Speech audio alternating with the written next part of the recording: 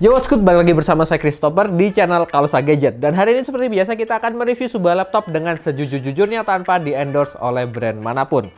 Setelah kita sempat bahas Lenovo Legion 5 Pro di bulan Agustus kemarin yang menggunakan Ryzen 7 6800H, banyak di antara kalian yang komentar tolong review Lenovo Legion yang seri lainnya. Karena kayaknya ini udah laptop gaming yang sangat laku di pasaran dikarenakan dari segi desain nggak terlalu gaming tapi tetap keren.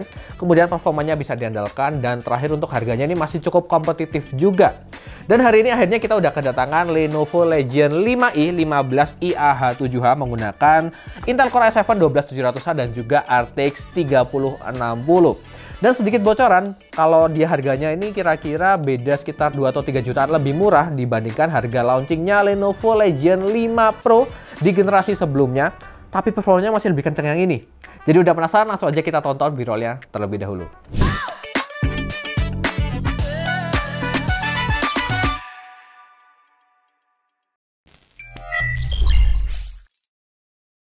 Nggak cuma seri Lenovo Legion 5 Pro kemarin yang mengalami perubahan desain, untuk seri Legion 5 juga ada perubahan yang subtle.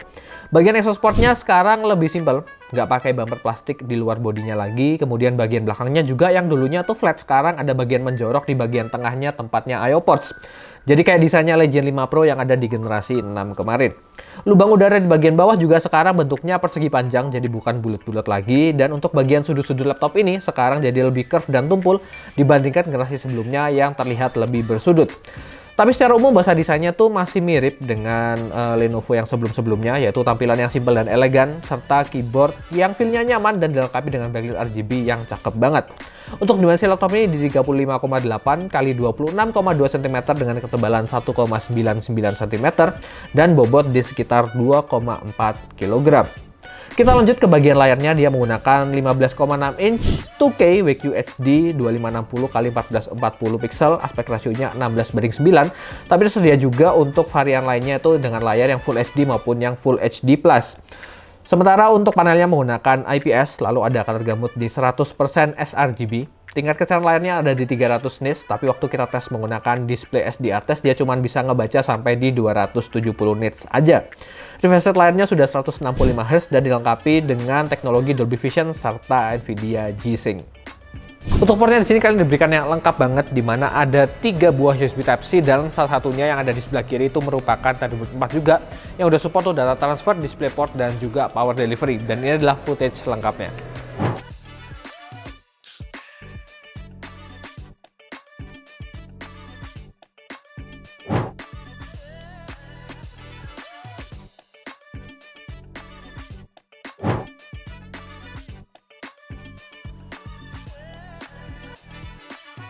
Sebelum kita bahas fiturnya, kita mau ingetin lagi soal Kalsa Shopee Surprise volume yang kedua. Di sini total hadiahnya sekarang ada 100 juta rupiah.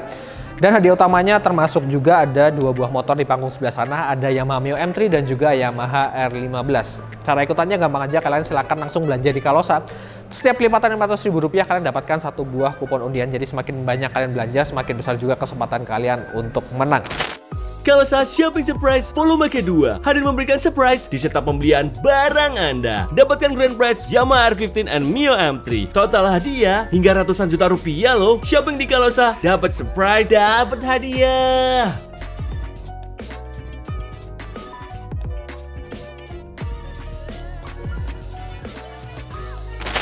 Kita lanjutin soal fiturnya. Di sini dia menggunakan modul Wi-Fi 6 dan juga Bluetooth 5.2 untuk konektivitasnya. Kemudian ada software Lenovo Vintage, tempat benar kalian bisa mengatur segala hal yang ada di laptop ini, mulai dari ganti-ganti mode power.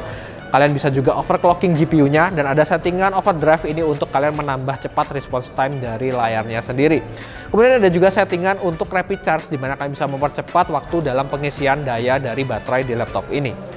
Ngomongin soal pengisian daya, waktu kita coba running PC Mark 10 untuk menguji daya baterainya, itu kita dapatkan waktu sekitar 3 jam 47 menit kalau nggak salah. Itu dengan mode power laptop ada di balance, kemudian Wi-Fi kita matikan, backlight keyboard juga kita matikan, dan tingkat kecerdasan layar ada di 50%.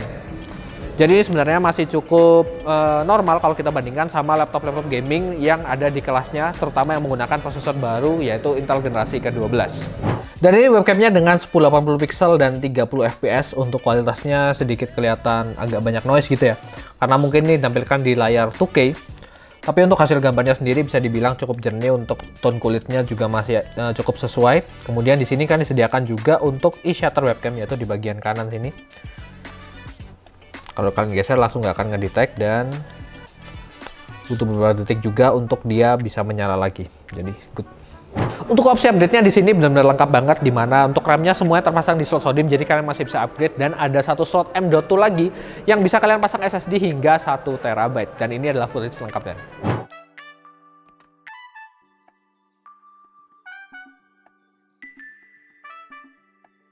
Sekarang kita akan bahas mengenai performance-nya. Di sini dia menggunakan prosesor Intel Core i7 12700H dengan total 14 core yang terdiri dari 6 performance core dan 8 efficient core serta 20 thread, dan untuk detail lengkapnya kalian bisa baca di bagian di samping sini. Kemudian untuk hasil pengujiannya sendiri di R15 kita dapatkan di 2896 poin, R20 single core-nya di 649 poin, sedangkan multi core-nya di 6558 poin. Kemudian untuk hasil rata-rata looping 10 kalinya, ini lebih tinggi dibandingkan single run di R20 multicore, karena di run pertamanya dia menyentuh sampai 6900-an poin. Dan dengan hasil rata-rata di 6700-an, artinya cuma turun sekitar 200-an poin, dimana kestabilan performance-nya tuh sangat mantap banget. Suhu rata-ratanya CPU core ada di 68 derajat Celcius, jadi sebenarnya masih cukup dingin, cuman maksimumnya dia menyentuh 100 derajat Celcius. Selanjutnya untuk Blender, CPU render kita dapatkan di 2 menit dan 23 detik. RAM bawaan laptop ini sudah 16 GB dual channel dengan DDR5 dan speednya di 4800 MHz. Kemudian storage-nya menggunakan SSD NVMe PCIe yang sudah generasi keempat dengan kapasitas 512 GB, dan speednya ini benar-benar kenceng banget, kan dapatkan rate-nya di 7143 MB/s, sedangkan rate-nya di 4953 MB/s. Kita lanjutin untuk grafiknya. Di sini menggunakan dual graphics dengan integrated Intel Iris Xe dan dedicatednya RTX 3060, 6GB, 192 bit dan TGP-nya di 140 Watt. Jadi kalian dapatkan yang maksimum. Sementara untuk kemampuan rendering video sendiri di Adobe Premiere untuk video durasi 1 menit, resolusi 4K, cut to cut tanpa efek dan hanya single layer, dia mampu mencatatkan waktu di 1 menit 12 detik, ya ini waktu yang so-so aja. Kemudian untuk rendering 3D menggunakan Blender sendiri kita dapatkan di 43 detik. Selanjutnya untuk pengujian simulasi gaming di 3D Mark kita dapatkan time span-nya di 9318 poin. Untuk file strike-nya di 20.564 poin. Jadi ini sebenarnya udah cukup kenceng juga ya untuk ukuran 3060. Dan stress test-nya dia lolos dengan 98,5% dengan suhu CPU rata-rata yang terpantau di 76 derajat, sementara GPU-nya di 85 derajat Celcius. Jadi ini kita tampilkan juga grafik-grafik perbandingan masing-masing untuk performa CPU-nya di R15, R20, dan R20 multicore. Kalau kita rata-rata itu dia unggul sekitar 22%. Untuk Premiere-nya sendiri dia unggul sekitar 29%. Untuk performa rendering 3D baik itu di Blender CPU dan GPU dia unggul sekitar 15%, dan untuk performa simulasi dari gamingnya sendiri di TimeSpy dan FileStrike dia unggul sekitar 8,5%. Jadi benar-benar di semua aspek dia unggul, mulai dari rendering 2 dimensi, 3 dimensi, rendering video maupun untuk pengujian simulasi gamingnya. Dan berikut ini adalah grafik perbandingan 3D Mark FileStrike laptop ini dibandingkan beberapa laptop yang sudah pernah kita uji sebelumnya. Dan untuk pengujian gaming realnya di Dota 2, kita gunakan resolusi 2K dan grafiknya rata kanan full render kita dapatkan di sekitar 170-an FPS.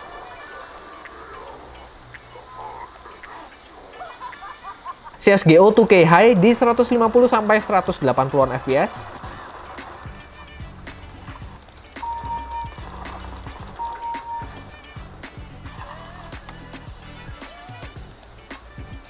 Valorant 2K High di 290 sampai 320 FPS.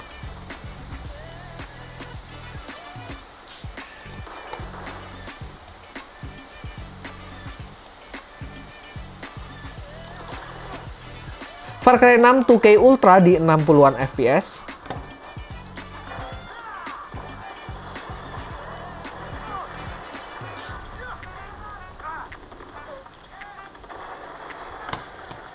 Dan Assassin's Creed Valhalla 2K Ultra High di 70-an, bahkan hampir menyentuh 80 FPS.